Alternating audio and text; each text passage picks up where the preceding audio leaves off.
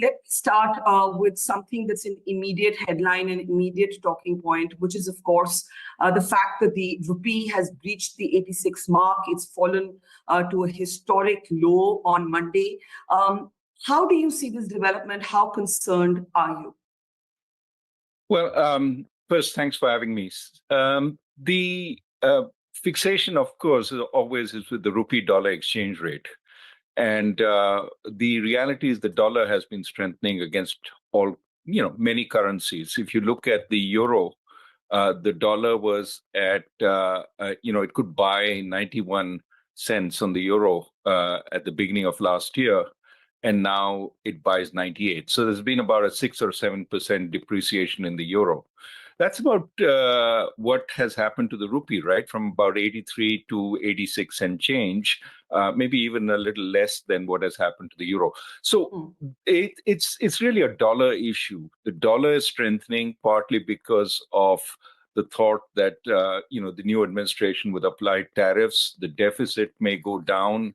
The trade deficit for the U.S. that will strengthen the dollar. There's also some potential safe haven buying at this point into dollar assets. So given all that, I wouldn't be overly worried. If you look at the real effective exchange rate of the rupee, that is its exchange rate against all countries and correcting for inflation, it's actually not depreciated that much, and maybe some additional sort of nominal depreciation might be useful for Indian exports. So you would not be overly concerned at this time, and you would not be looking towards the central bank, towards the RBI to be making any immediate necessary interventions?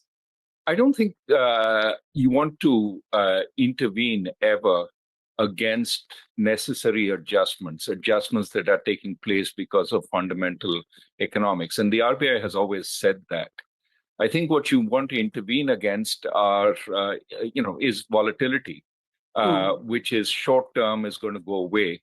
My sense is dollar appreciation is something that will play out for some time until we see the new administration's policies. So in that sense, I'm not overly worried with what is happening. The other big issue is if, in fact, there are tariffs being raised all over the place, the natural way to combat that is through some depreciation of your currency so that you offset some of the tariffs being applied to your exports.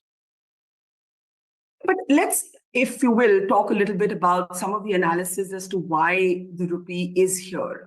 In a way, you suggest that this is a corrective process that is underway for the rupee to reach a more natural level.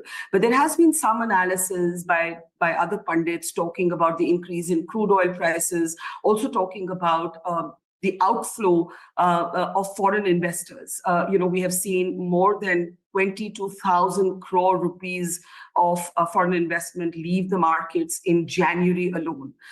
Does this cause you concern? Is this really the rupee settling at a more natural level, or is there something else going on here?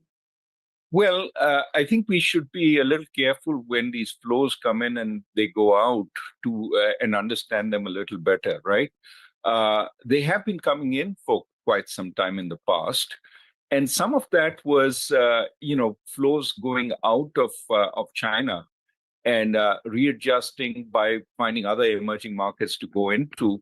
And India looked reasonably strong in terms of growth and stable politically. And therefore, flows came seeking assets in India. Now with, there's been a little bit of adjustment, not most recently, but over the last year, in that Chinese assets have become a little more attractive as the Chinese government is talking about stimulus and so on. Now, that hasn't played out fully, and we haven't seen stimulus to the extent that people anticipated, perhaps because the Chinese are waiting for the US administration to make its moves. But nevertheless, that has led to some rebalancing in global portfolios towards more holding a little more China.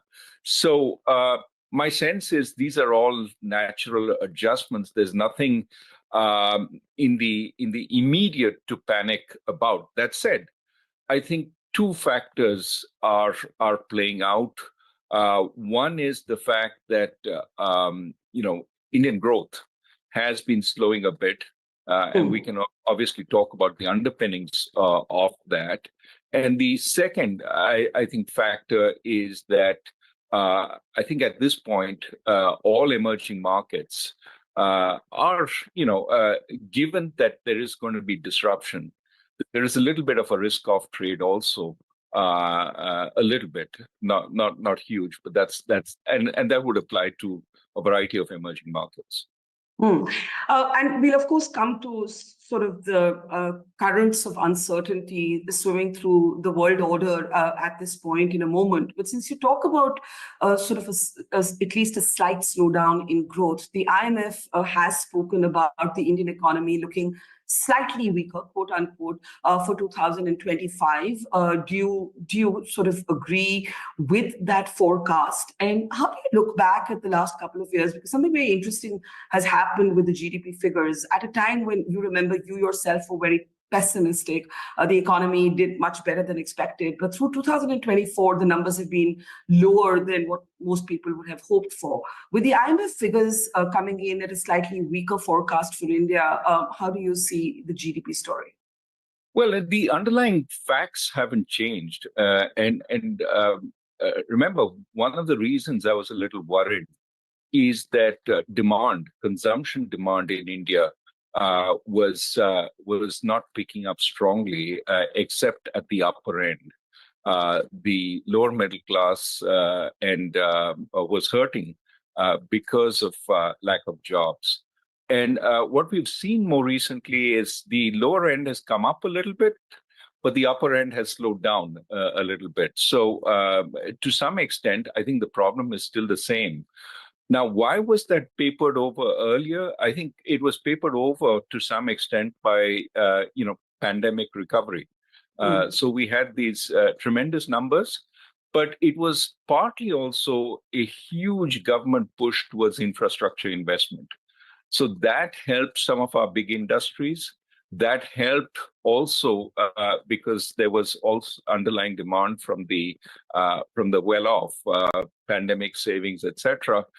Now, we've sort of come to the end of all that adjustment. And so what we are moving towards is more what our steady state level of growth is.